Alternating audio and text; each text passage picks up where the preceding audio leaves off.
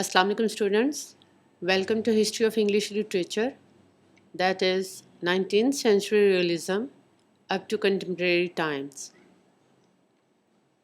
Students, today we will discuss Virginia Woolf. She was an English writer, considered one of the most important modernist 20th century authors and also a pioneer in the use of stream of consciousness as a narrative device. She was also a founding member of Bloomsbury Group. Let's start. She was born on 25th January 1882 and died on 28 March 1941. Woolf was born into an affluent household in South Kensington, London, the seventh child in the blended family of eight. Her mother, Julia Prinsep Jackson, had three children from her first marriage, while Woolf's father, Leslie Stephen, a notable man of letters, had one previous daughter. The Stephens produced another four children, including the modernist painter Vanessa Bell, while the boys in the family received college educations. The girls were homeschooled in English classics and Victorian literature. Woolf's childhood came into an abrupt end in 1895 with the death of her mother and her first mental breakdown, followed 2 years later by the death of her half sister and a mother figure to her. From 1897 to 1901, she attended the Ladies' Department of Kingston College, London, where she studied classics and history and came into contact with early reforms of women's higher education and the women's right movement. Other important influences were her Cambridge educated brothers and unfettered access to her father's vast library. She was encouraged by her father. Woolf began writing professionally in 1900. Her father's death in 1905 caused another mental breakdown for Woolf. Following his death, the Stephen family moved from Kensington to the more bohemian Bloomsbury, where they adopted a free spirited lifestyle. It was in Bloomsbury where, in conjunction with brothers' intellectual friends, they formed the artistic and literary Bloomsbury Group.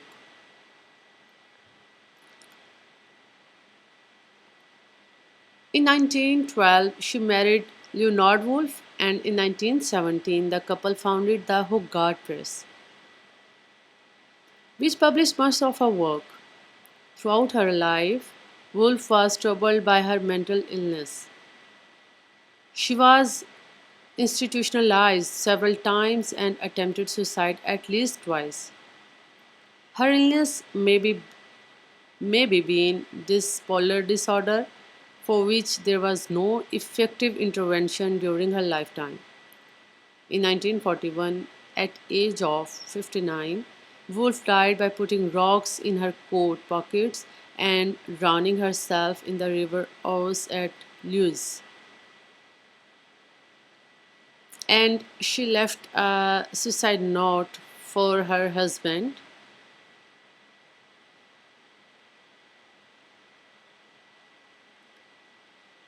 Students, Virginia Woolf was a feminist writer, and she is considered to be one of the most important 20th century novelists.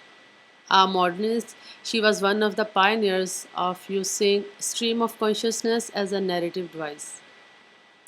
Alongside contemporaries such as Dorothy Richardson and James Joyce, Marcel Proust, Woolf's reputation was at its greatest during the 1930s, but declined considerably following World War II. By the growth of feminist criticism in the 1970s, helped re-establish her reputation. And if we look at her works, there is Mrs. Dalloway, 1925, describes Clarissa Dalloway and Sally Seton's relationship as young women, and her her another work, Orlando, that was published in 1928, deals with androgyny. In her essay A Room of One's Own, that was published in 1929, Woolf shows her concern with the question of women's subjugation and the relationship between women and writing. She was of the view that a woman must have 500 pounds yearly and her own room if you want to write. As a modernist novelist, her main aim was to give voice to the complex inner world of feeling and memory. For her, the human personality shifts continuously to impressions and emotions. Her narrator, in her writings, there is disappearance of the omniscient narrator, and narration is shifting from one person to another person. And in her point of view, that was shifted inside the characters' minds through flashbacks, association of ideas, momentary impression presented as a continuous flux. These are the techniques she employed in her writings. If we make a comparison of Virginia Woolf and James Joyce is also a modernist contemporary of Virginia Woolf. They both use almost same devices, literary devices. Virginia Woolf used stream of consciousness, uh, but her style was somehow different. She never lets her characters' thought flow without control, maintains logical and grammatical organization. On the other hand, Joyce's stream of consciousness, Joyce, Joyce's characters show their thoughts directly through interior monologue, sometimes in an incoherent and syntactically unorthodox way. Students' stream of consciousness is actually a flow of thoughts in the mind of characters.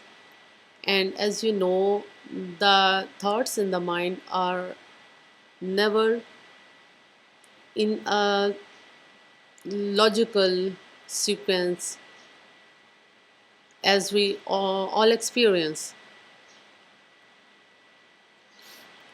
The other comparison is a moment of being or epiphanies.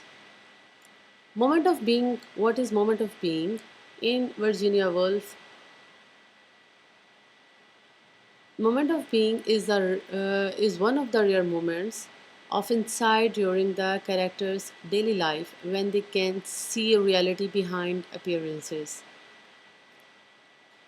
And epiphany is the sudden spiritual manifestation caused by a trivial gesture, an external object. The character is led to a self realization about himself or herself.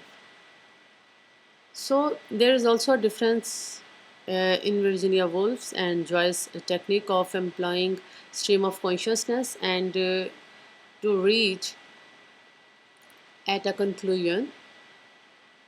In Virginia Woolf, she used the moments of being, and in Joyce, he used epiphanies.